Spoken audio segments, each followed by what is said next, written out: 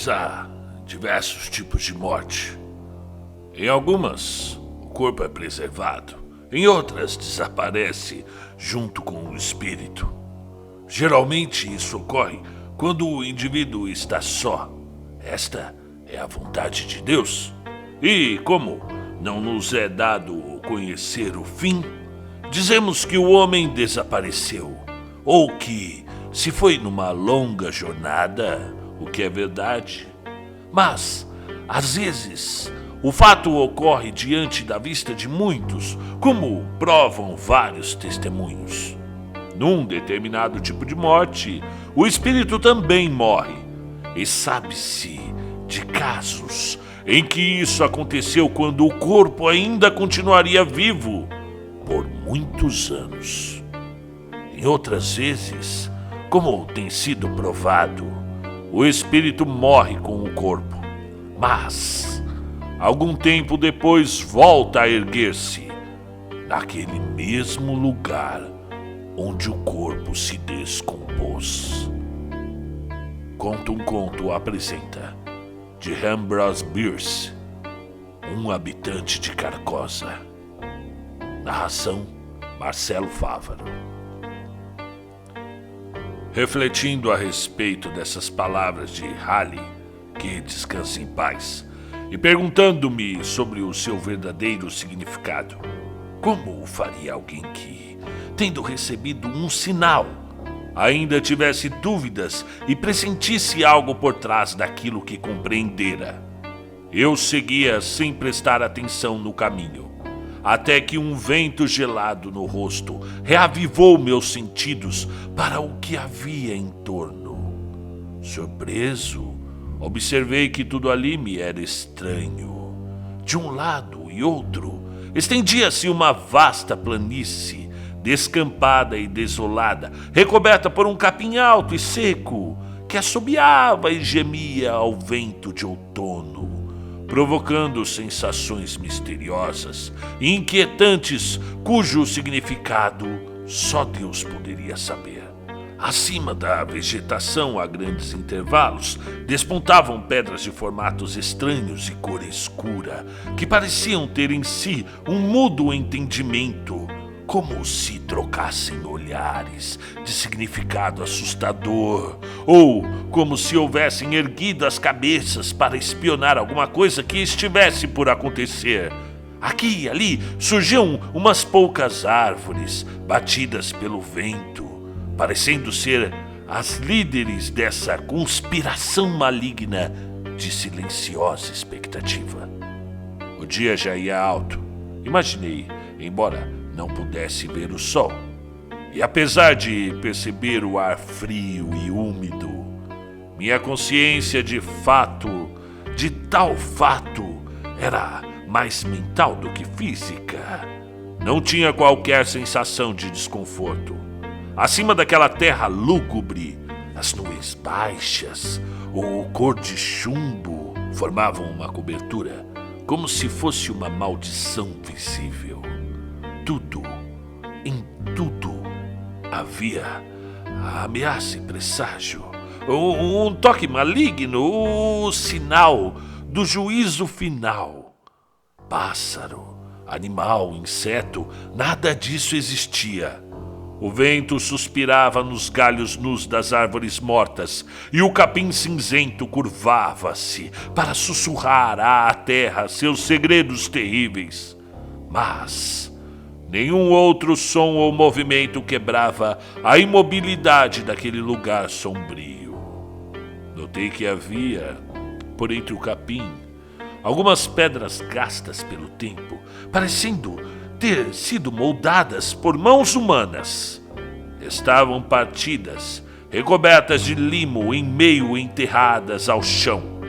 Algumas caídas, outras inclinadas em vários ângulos, nenhuma estava de pé. Com toda a certeza, eram lápides de sepulturas, embora as sepulturas em si já não existissem, nem em forma de montículos, nem como depressões na terra. O passar dos anos nivelara tudo. Espalhados aqui e ali, Blocos maiores de pedras apontavam o local onde alguma sepultura suntuosa ou movimento ambicioso lançara um dia o seu débil desafio contra o esquecimento. Tão antigas pareciam aquelas relíquias, aqueles vestígios da vaidade e da memória de afeições e piedades. Tão batidos, gastos, manchados. E tão abandonado, deserto e esquecido aquele lugar, que não pude deixar de pensar que acabara de descobrir o cemitério de alguma raça pré-histórica. De homens dos quais até mesmo o nome estava muito extinto. Caminhava tão impregnado desses pensamentos que por algum tempo vaguei sem prestar muita atenção no que fazia, até pensar: como eu vim parar aqui? Como? Um momento de reflexão pareceu tomar tudo muito claro e ao mesmo tempo explicar, embora de forma inquietante, o caráter estranho com que minha imaginação revestira tudo o que via e ouvia. Eu estava doente. Agora lembrava-me de que estivera prostrado com uma febre repentina. A minha família me dissera que, em meus delírios, várias vezes eu gritara pedindo ar e liberdade, tendo sido amarrado à cama para não fugir. Na certa, eu vencera a vigilância de quem tomava conta de mim e saíra. Mas para onde? Não podia sequer imaginar. Claramente estava a uma imensa distância da cidade onde vivia. A antiga e famosa cidade de Carcosa. Em parte alguma, havia sinais audíveis ou visíveis da existência humana. Nenhum rolo de fumaça, nenhum cão latindo ou gado mugindo. Nenhum barulho de crianças brincando. Nada. Apenas aquele cemitério sombrio, com o seu ar de mistério e terror. Consequências do meu cérebro comprometido. Não estaria eu tendo um novo delírio? Ali, onde não havia ninguém para me ajudar. Não seria tudo afinal uma ilusão provocada por minha loucura? Gritei os nomes de minhas mulheres e filhos, estendendo os braços à sua procura, enquanto caminhava por entre as pedras destroçadas, sob o capim seco. Um ruído atrás de mim fez com que eu me virasse. Um animal selvagem, um lince se aproximava. E de imediato pensei: e se eu desmaiar aqui, nesse lugar deserto? Se a febre voltar e eu perder os sentidos, esse animal voará em minha garganta. E eu corri na direção dele, gritando. E ele continuou seu caminho tranquilamente, passando quase ao alcance de minha mão e desaparecendo por trás de uma pedra. Logo depois, a cabeça de um homem pareceu surgir do chão. A poucos metros de mim, ele subia um aclive a uma certa distância, numa colina baixa, cujo topo mal se podia distinguir do resto do terreno. Logo, tudo ele ficou visível.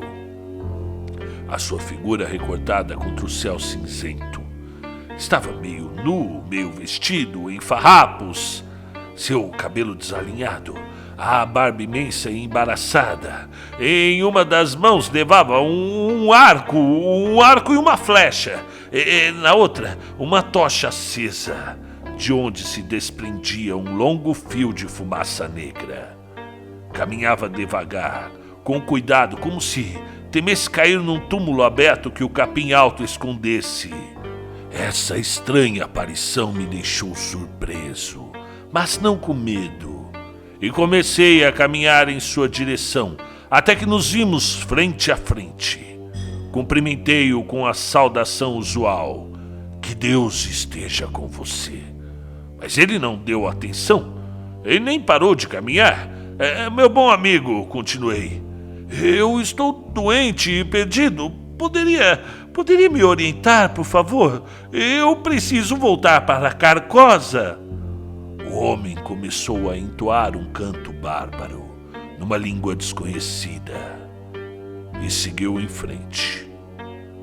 No galho de uma árvore morta, uma coruja soltou seu pio lúgubre, sendo respondida à distância por outra coruja. Erguendo a vista, através de um claro que subitamente se formava entre as nuvens, enxerguei as estrelas Aldebaran e Riades. Tudo fazia crer que era noite. O lince, o homem com a tocha, a coruja, e contudo eu enxergava, via até as estrelas, mesmo não havendo escuridão. Via, mas aparentemente não era visto, nem ouvido, sob aquele estranho encantamento. Será que eu existia? Sentei-me na raiz de uma imensa árvore, tentando pensar no que fazer. Já não duvidava que estivesses louco, não, porém eu reconhecia um resquício de dúvida naquela minha certeza. Não sentia febre. Além disso, tinha uma sensação de euforia e vigor que me eram desconhecidos, uma excitação física e mental. Todos os meus sentidos estavam em alerta. Podia perceber o ar como se fosse uma substância palpável. Era capaz de ouvir o silêncio. Uma imensa raiz da gigantesca árvore, em cujo tronco me apoiara, ela estava enrolada em uma laje de pedra, parte da qual surgia por entre o vão formado por outra raiz. A pedra ficara, assim, parcialmente protegida das intempéries, embora bastante gasta. Seus cantos estavam arredondados, comidos pelo tempo, e a superfície muito sulcada e descamada. Partículas faiscantes de mica eram visíveis na terra sob a pedra, vestígios de decomposição. A pedra parecia ter marcado o túmulo do qual a árvore brotara muitas eras antes.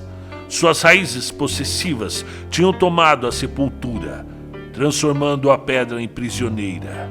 Uma súbita lufada de vento varreu o punhado de secas folhas e gravetos que recobriam a lápide. E vendo as letras em baixo relevo de uma inscrição, curvei-me para lê-la. Deus...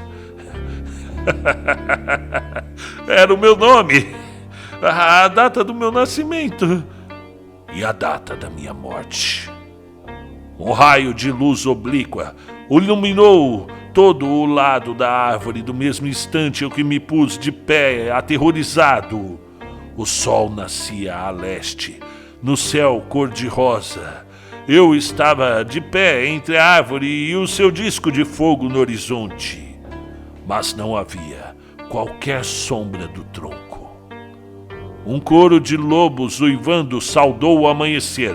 Eu podia vê-los sentados nas patas traseiras, solitários ou em grupos, nos topos dos montículos e dos túmulos, preenchendo em parte a visão desértica que se estendia até o horizonte. E só então compreendi que estava nas ruínas da antiga e famosa cidade de Carcosa.